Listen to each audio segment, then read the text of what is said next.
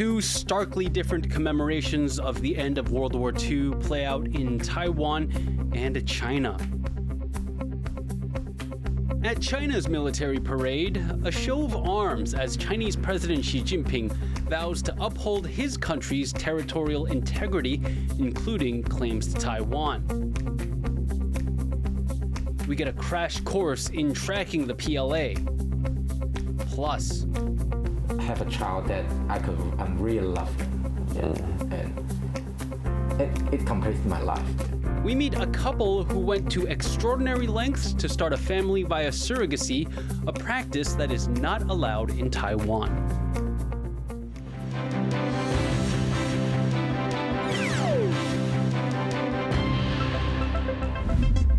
A warm welcome to Taiwan Plus News. I'm Leslie Liao.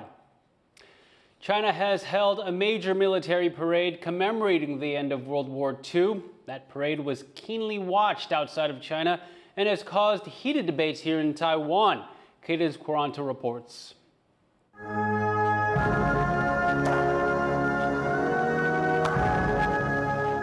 Taiwan President Lai Ching-te pays respects to fallen soldiers in Taipei, while on the other side of the Strait, President Xi Jinping holds a massive military parade to commemorate the 80th anniversary of the end of World War II. The way Beijing marked the date has stirred debate in Taiwan. President Lai, for one, appeared to make pointed statements towards Beijing, which used the parade to show off its latest weapons, writing in a Facebook post that Taiwan, quote, does not use weapons to commemorate peace, and instead learns from the lessons of history. Taiwan, he said, believes that weapons should be used to defend itself, rather than for aggression or expansion. Others have accused China of distorting history by celebrating victory in the war and using that history to bolster its territorial claims over Taiwan. 真正抗战胜利的主力部队是中华民国的我们的国民革命军历史的真正的那些故事，不容任何人去抹杀和篡改。我要向大陆上也提出一个建议：展示军力不是炫耀武力，要去讲清楚，尤其是要告诉台湾的同胞，大陆上绝对不会用武力来解决两岸的问题。 Experts say a key goal of the parade was to show the U.S. and other countries that China could not be contained, but also to reinforce the One China principle and to weaken Taiwan's international status. 所以其实今天它的这一个除了秀军事的肌肉之外的话，它也有很大的一个层面，其实是希望去在法律战上面去做到一些对台湾的限缩，同时去争取台湾，去压缩台湾在国际上面的空间。 Taiwan's Mainland Affairs Council, which handles relations with China, had previously banned any government officials or former officials in key roles like intelligence or defense from attending the parade, as well as urging all other Taiwanese people not to go. But several political figures from Taiwan showed up anyway. This is Hong Xiuzhu, former chair of Taiwan's main opposition Kuomintang, watching the parade. She said in a statement that she attended to honor the soldiers who fought in the war and to remember history. A high-level KMT official also attended, as well as the chair of the pro-China New Party, now facing backlash. 中共的这个武力展示呢，严重的威胁第一岛链区域和平。他不告诉中国应该放弃这些武力威胁，反而去帮他，我觉得是站下。The Mainland Affairs Council has also said it's going to look into whether Hong violated its ban on former officials attending the parade, given that her previous role as deputy legislative speaker gave her access to sensitive information, like the government's classified budgets. So even though the parade in China is over, it may continue to cause debate and divisiveness among officials in Taiwan for some time. Hank Xu and Cadence Quaranta for Taiwan Plus. China's military parade has brought more than 20 world leaders together in Beijing. The intended message to the outside world was clear. China isn't giving up on claimed territories like Taiwan, and it has the clout it needs to push back against the United States. John Van Trieste has more.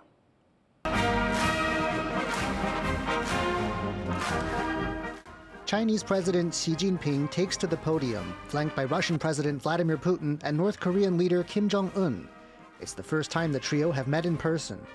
Behind them stand other world leaders.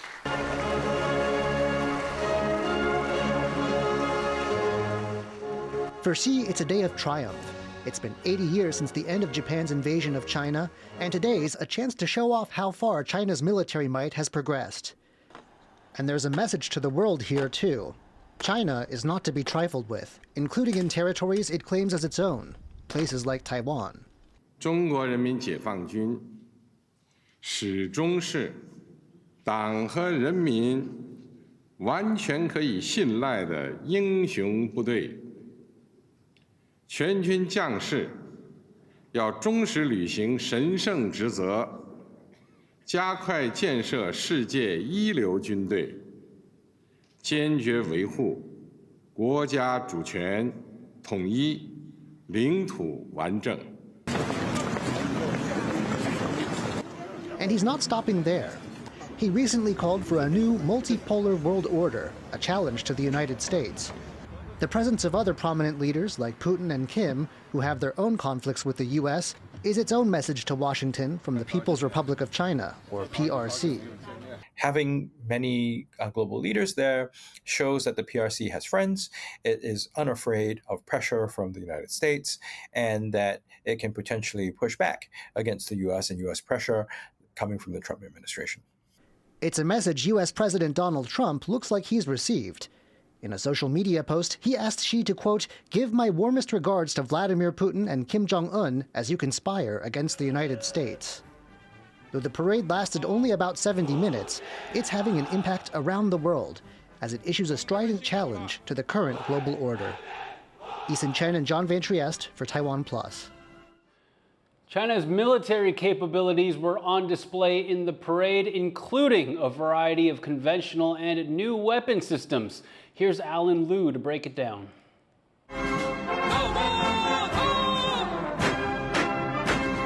President Xi Jinping watches as China's military, known as the People's Liberation Army or PLA, paraded through Beijing's Tiananmen Square. The event marks 80 years since Japan's surrender at the end of World War II. But while tens of thousands of troops took part in the events, it was the hundreds of cutting-edge weapons that have analysts paying attention. The PLA continues to put an emphasis on prestige symbols, really not only is for international audiences like Japan, the United States, and even here in Taiwan to an extent. It also is for audiences within China itself. They point to China's most advanced domestically made weapons, things like stealth fighter jets, anti-ship missiles, and guided ballistic missile systems capable of carrying nuclear warheads. What experts call fourth-generation weapons, high-tech, precision-guided, cyber or space weapons, the cutting edge. 他这次阅兵的时候，他统一就把所有他的这种新式装备都把它命成是第四代，他会把这些东西拿出来做成长，就是代表他在传统的这些相关武力的一个建设上面，其实他一样取得一定的建设的成果。By comparison, Taiwan, which China claims as its territory, has invested heavily in asymmetric weapons in recent years, part of a strategy focused on small, cost-effective systems that pack a punch. This has seen Taiwan massively expand its drone force. Experts say the fact that China was also showing off both its drone and counter-drone systems means it's keeping up. I would argue that this parade has shown that maybe some of those weapons, especially in the counter-drone space, are field-ready now, and once again are being integrated at the unit level, much earlier than most analysts, I think, would have expected. Despite focusing on China's military past, this year's parade was clearly focused on future conflicts, demonstrating China's capability to adapt and incorporate technological advances into its military, and showing it seems to be well on track to meeting its modernization goals. Dolphin Chen and Ellen Liu for TaiwanPlus. What can viewers learn about the PLA from the parade? TaiwanPlus recently caught up with Joseph Won, a self-taught open source intelligence or OSINT analyst and the author of a new book on using it to study China's military. In this preview of our upcoming Zoom in, Zoom out interview, he shows reporter Isabel Wong how to monitor the PLA's movements. Can you walk me through what would you normally do on a daily basis? What are the websites or clips that you would go to? 先来看一下，今天录影的时间是8月28号，这篇报道是昨天早上8月27号的，这是一个很新的地。The first step is closely watching propaganda videos released by Chinese government media, CCTV. 这个我很有印象啊，这篇报道是在很多不同地方拍的。但是最主要的还是在刚刚说的那个浙东某地那个地方。So after that, you found the clips, and then you will come to Google Earth Pro. 对，那这些地方其实我都有看过啊，这个一模一样。那这个是很久以前的镜头了。But what about Terran, a military kid he has not identified before? Our next mission will be to locate these rocket firing positions. What are these? 这个是一种小房子啊，那我们就是这些都是参照物。那这边还有一块，这个色块也是很好参照。那我们就要找。I'd say it's somewhere over here. 接近啦，你看。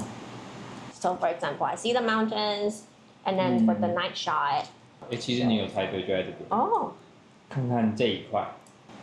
那你注意看这边还有这个就这里，然后刚刚你看到这个房子啊。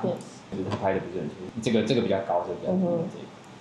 After watching closely on how Joseph located the PLA bases, I've realized that it's about how one can piece together small details into a bigger picture. Back here in the park, we want to hear his reflections on what this work means for the cross-strait situation and for him personally. 其实解放军公开情报目前做的最好的还是美国啦，但是。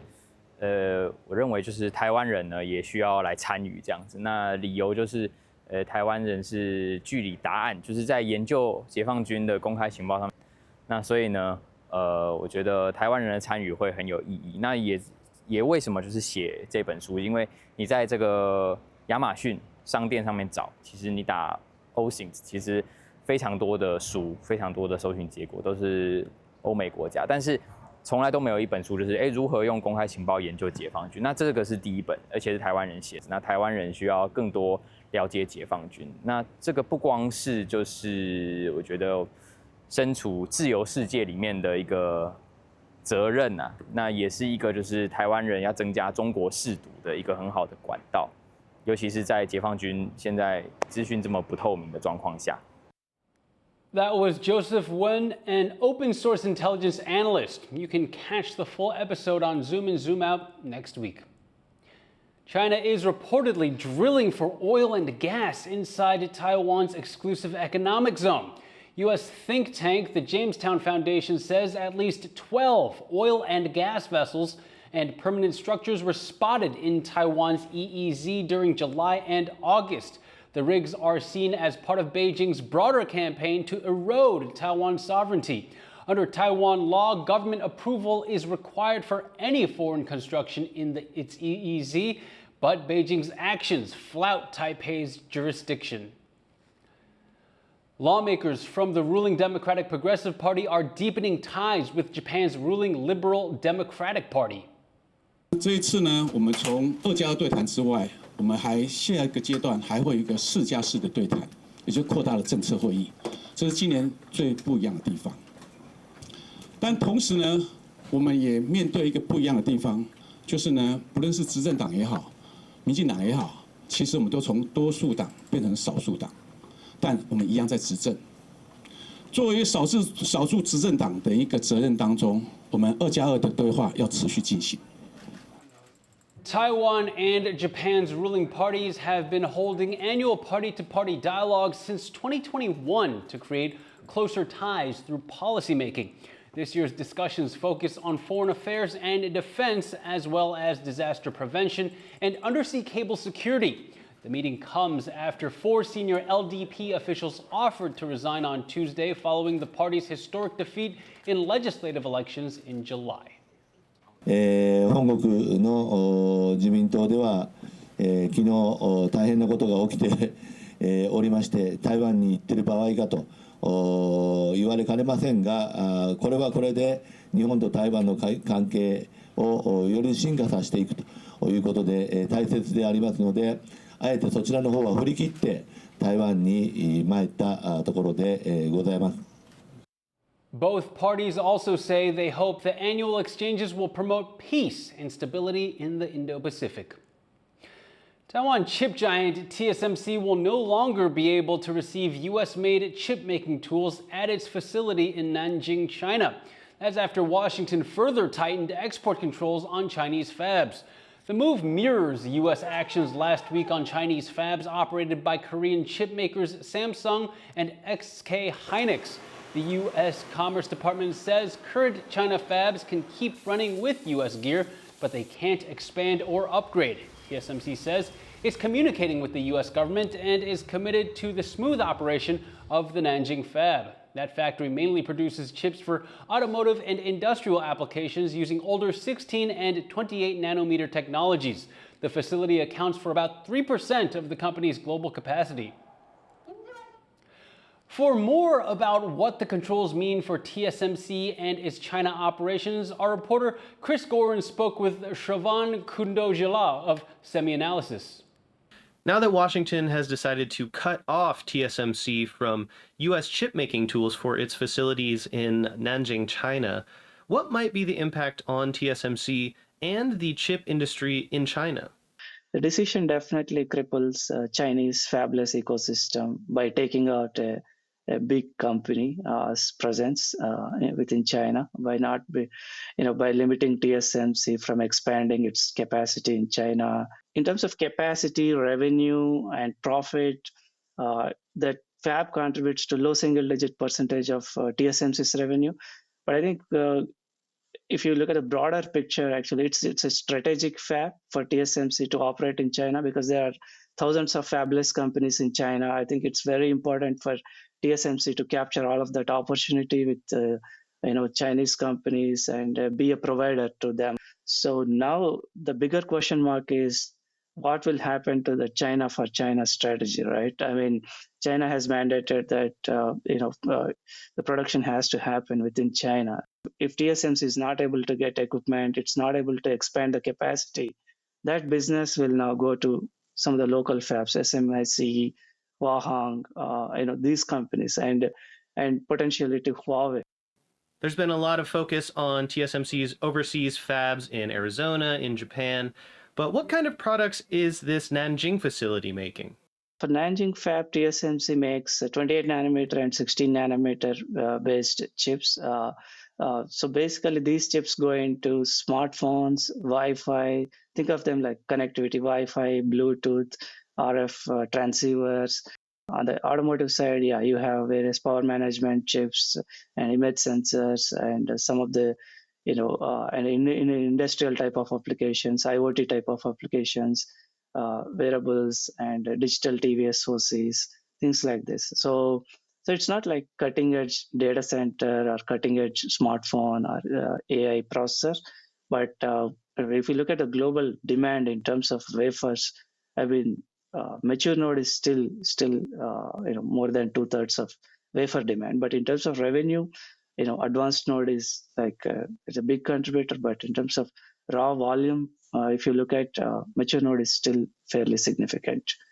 What do you think this latest move says about U.S. export control strategy moving forward, and how should companies like TSMC prepare? Yeah, it's definitely they are doubling down on export controls, and this definitely closes the loophole they previously had. But I think TSMC has to operate within these constraints, and they have to satisfy the government requirements. Even if they lose some of the share to competitors, I think they should be okay. I mean, if you look at TSMC's broader revenue split picture, right, almost 3/4 of the revenue is advanced nodes, right? So that's where most of the profits are. That's where most of the opportunity for them. That was Shravan Kundojala of Semi-Analysis. Taiwan's Nuclear Safety Commission has announced the agenda for its annual nuclear disaster drill. This will be the first safety exercise since a recent referendum to bring back nuclear power failed to pass last month. 用过燃料还在用过燃料池当中，它本身还是存在着相当的风险。那每年的河岸演习，我们是结合中央跟地方还有台电公司共同依照各种不同的情境来去演练，确保我们在除役过程当中能够确保民众的安全。The 3-day drill will take place at the decommissioned Ma'anshan nuclear power plant and its surrounding neighborhoods in the southern county of Pingtung. A new feature this year will be simulations of radiation leaks due to natural disasters or a Chinese invasion. There will also be increased community participation, such as evacuation drills for the elderly and those with disabilities.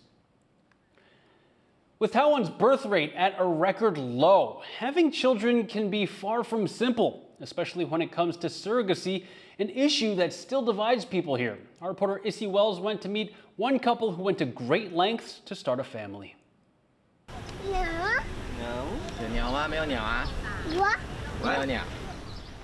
For Eddie and his partner, also called Eddie, having children of their own had always been a dream.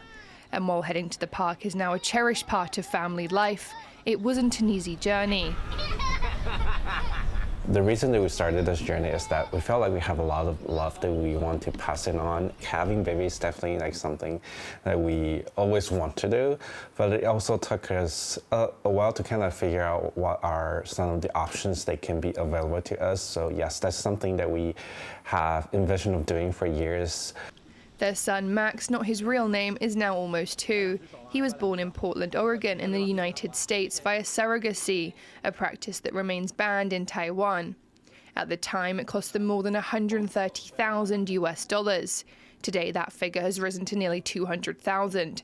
And Max's birth didn't just come with a high price tag. Delayed by COVID, the couple spent 2 years on a waiting list before finally being matched with their surrogate mother, Jen. Hi, Jen. Hi, is that good morning? I know a lot of people might think the whole surrogate thing is like more a transactional process, but actually not. Like when you are working with a surrogate, it's actually a both-way situation that you're not just interviewing them, they are also interviewing you at the same time as well. So it's a mutual agreement. You both need to feel comfortable working with each other. Jen, a mother of 2, helped give Eddie and his husband the chance to start a family. And their 2 families remain close, even reuniting in Max's birthplace in Portland. But while surrogacy made their dream possible, here in Taiwan, it's still a deeply divisive issue. 女人不能租借，女人不能租借，婴儿不能买卖，婴儿不能买卖，退回代孕法案，退回代孕法案。 At the end of last year, lawmakers hoping to tackle a persistently low birth rate began reviewing changes to the Assisted Reproduction Act. Meant to expand single women and same-sex couples access to services like IVF, it also included the possibility of legalizing surrogacy. But after 2 public hearings, the Health Ministry said opposition to surrogacy was overwhelming, and it was dropped from the proposed amendments. 有些经济弱势上面的妇女，她们也是为了金钱的缘故，所以她们就好像出租她们的子宫，有一些商业上面的那种，我们认为这个是不妥当的。 Critics say legalizing surrogacy could lead to the exploitation of women and children. And while supporters acknowledge such risks exist in less developed countries, family lawyer Sherman Lin says that's not a danger Taiwan needs to fear. The Taiwan medical industry, I think, is the top 3 in the world. We have the really good technique. And in the legal side, our judge, our congressman are pretty mature, can be really detailed and really careful for establishing all kind of the legal. Yeah, so I think under a mature system of the medical and the law, Taiwan can go pretty smoothly. Despite this, those working in the area of fertility say there's still a lot of pushback, often from misconceptions about surrogacy. And until there's more awareness, legalization still feels a long way off. 目前我觉得可能近年都不会再有更进一步的讨论。我觉得真的需要有更多的人看到想要代孕这个社群的需求，或者是为什么愿意成为代理的这个需求。这个想法。其实，在美国，很多代孕家庭的家境其实没有很差，其实没有，其实他们也是有很良好的收入。那真的是基于一个助人的心情，所以才会来进行代孕。And for Eddie and Eddie, their surrogacy journey was all about love. So I think like it doesn't need to be like just there's only one options when it comes to what family is about, what having the kids is about. As long as you have parents, mom and dads who really fell in love with their kids and really spend time and efforts to raise their kids. I think that's the most important thing of all. Have a child that I really love him, and it completes my life. Yeah. The couple now hope to grow their family with a second surrogacy in the US. But for many in Taiwan, the chance to start a family this way remains out of reach. And for now, just a dream. Alex Chen and Izzy Wells for TaiwanPlus. And thank you for watching Taiwan Plus News. You can visit the Taiwan Plus website or follow our social media for more stories from Taiwan and around the world. Finally, take a look at Ghost Festival rituals performed by local residents in Hong Kong. I'm Leslie Liao. Take care and see you next time.